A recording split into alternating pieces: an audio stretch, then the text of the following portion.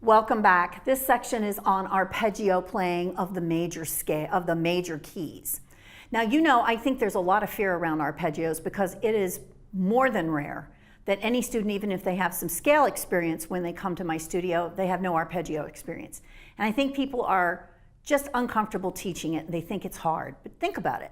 You have much more of a chance of having a scale fingering problem than you do an arpeggio fingering because you're only talking about, when dealing with basic triads and not seventh chords, you're only talking about 3 fingers until you go to the top. So you get a lot of distance for a simple fingering rule. So let's look at the next slide. It's going to be group 1 arpeggio fingering rule. Now look at this. On one fingering concept, you get C, F, and G plus all 7 white key minors. You get F sharp major. I'm talking majors here, not adding in D sharp major. D sharp minor, excuse me. So you get 11 keys, and that, even if that's all you ever did, think of the expansion.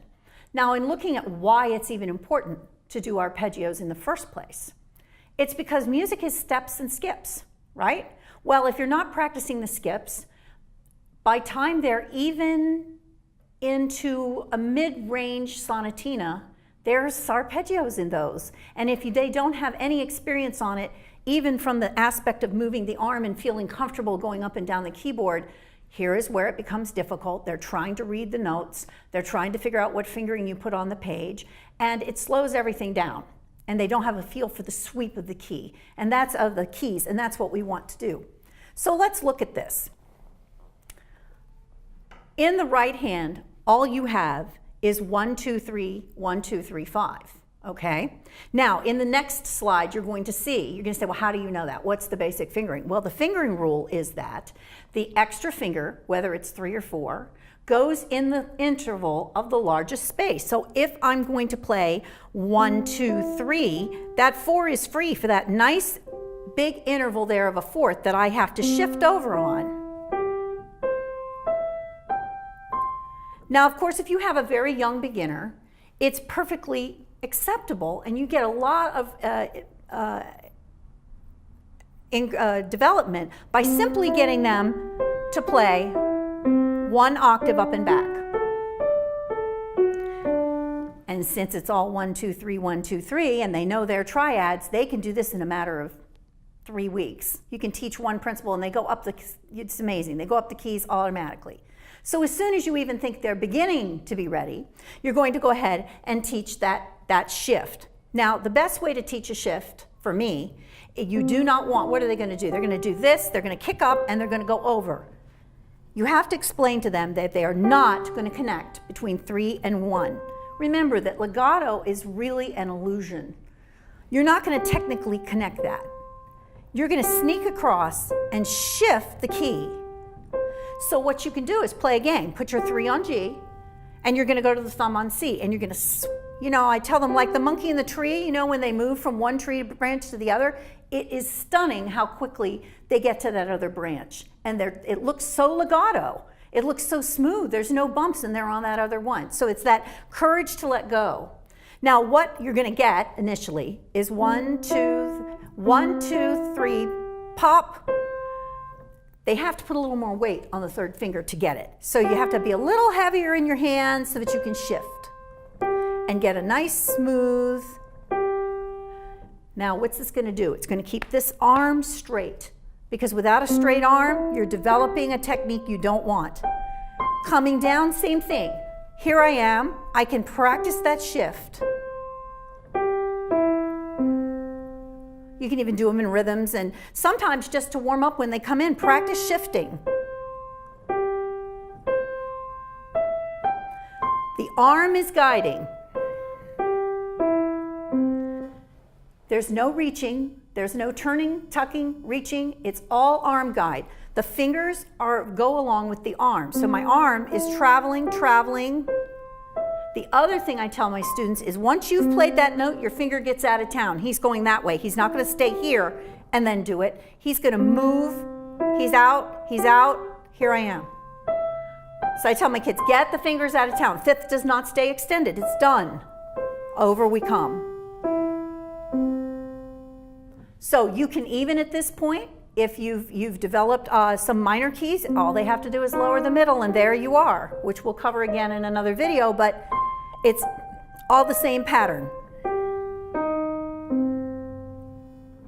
Now, in the following groups, you're seeing that we're doing the white key minors and C, F, and G. Now, there is some argument out there that, gee whiz, why can't you use 5, 3, 2, 1 in the left hand for C, F, and G? Why can't it just be 1, 5, 3, 2, 1 for all of them? The C, F, and G in group 1 are 5, 4. Come down, sorry. Now, the 5, 4, the argument for it is that my arm is straight. Look what happens if I do 3. I'm pointing that way. I have a bit of a crick in the hand.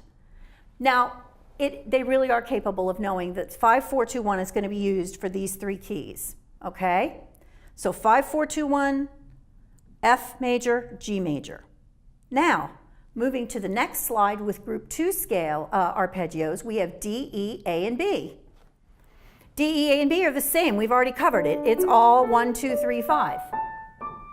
Now they're happy because group 2 has F sharp, has the black key in the middle for most of them. And guess what? We get to use the 3rd finger.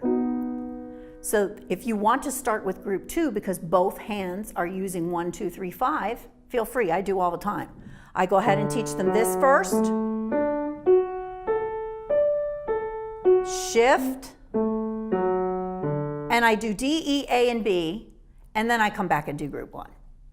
So it's totally your choice what you want to teach first. But again, because the fingering is so consistent, and look at D, E, and A, you can technically teach that in one lesson because it's the same thing. So you don't have to baby around and say, well, I'll teach them D this week and E this week. It's all the same thing. You're just starting and beginning on a different octave. Okay? So between getting the arm straight and starting to get this feel on the piano this way, by beginning to do this and developing 5, 3, 2, 1, 3, 2, 1, you can easily do this 1 octave for a while. Okay? Another trick you can use to get into those, sneak into those 2 octaves is just go over by 1 note like this. There's nothing wrong with that. And then maybe add another note to get that shift, and finally up. One more trick is I tell my students to pretend they're a puppy dog, okay, begging a puppy dog, because they think this looks high, but from over there, it's really more level than one would think. So when I'm going, if their arm is up, if their wrist is a little higher, it encourages that thumb to do this very comfortably there. If I'm down too low, guess what's going to do? They're going to hitch up to get over. So just stay up in the first place. So think puppy dog going in. Go in clean and snug. Make sure that you're in on those black keys by about 1/3 so that you're not hanging off the edge and getting all uncomfortable. And there you are. What are we doing? We're teaching them that lateral movement that they need for so much else.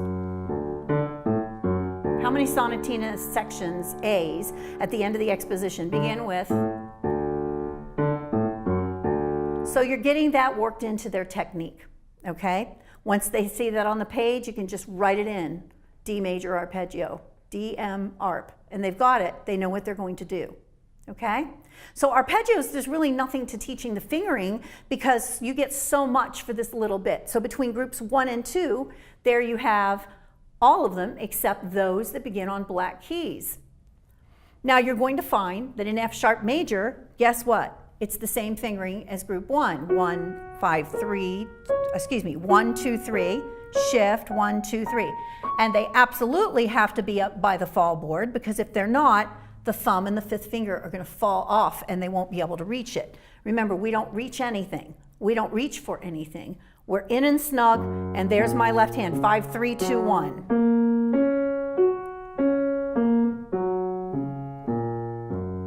Okay, so the final slide on arpeggios talks about the black keys with a white key combination. So now you're talking about D flat, E flat, A flat, and B flat. Now there's one more basic principle, and that is, where do we put the extra finger that's not being used? Well, the extra finger goes in the interval of the largest space, I believe I mentioned, and the thumb in the right hand, which we talked about, the right hand thumb plays the first available white key. Well, let's look at D flat. Well, there's only one available white key to play, so that solves that problem. Now, technically, the 4 is on D flat, but it makes common sense to start with your 2 and shift, and then try and start with the 4 and shift. So we're up here, look that I've done. The 3 is free, because that's the interval of the largest space, so my 3 rests comfortably in that space. So D flat, E flat, and A flat are all the same play. The thumb is on is on the white key. Now looking at B flat, we now have 2 white keys. So the thumb is going to play the first available white key. So if you put your thumb on D, look what, it makes all kinds of sense that the 4th finger is going to play B flat. It's certainly not going to be this. I call those scissor cuts. They look bad, they feel bad. You want your arm straight. What am I going to do? I'm going to start with a 2 so it's comfortable, and up I go. Now, the left hand plays the last available white key. So again, for D flat, for E flat, and for A flat, there's only one white key to do. So that's easy. That's the only choice it has. By staying in and snug next to that black key, I can shift over comfortably and come back. Same thing for E flat. Shift over comfortably and come back. Now B flat is the one where you say the left-hand thumb plays the last available white key. 2 white keys, it's got to play F. Okay? Interval of the largest space is between the B flat and the D, so I'm not going to put a 3 and kick my hand like this. It's going to be a 4, nice and straight. Again, thumb in by the black key, and over I go.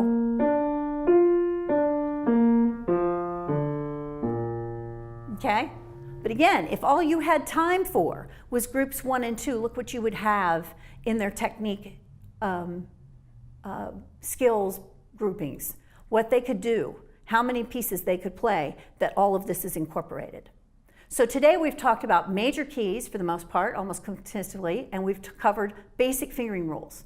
I'm a big believer in those basic fingering rules because you don't have to read, you don't have to have a book, you can do it with basic principles, and after all, when they go to play them in the space of a piece, that is what they're going to use to figure out what's a common fingering for their passages that they're playing in their pieces. Without this, there are no common fingerings that they understand. Even the beginning sonatina of Clementi, Opus 36, number 1, you've got the C major scale. Well, if they've never played the scale before they get to the sonatina, there you are.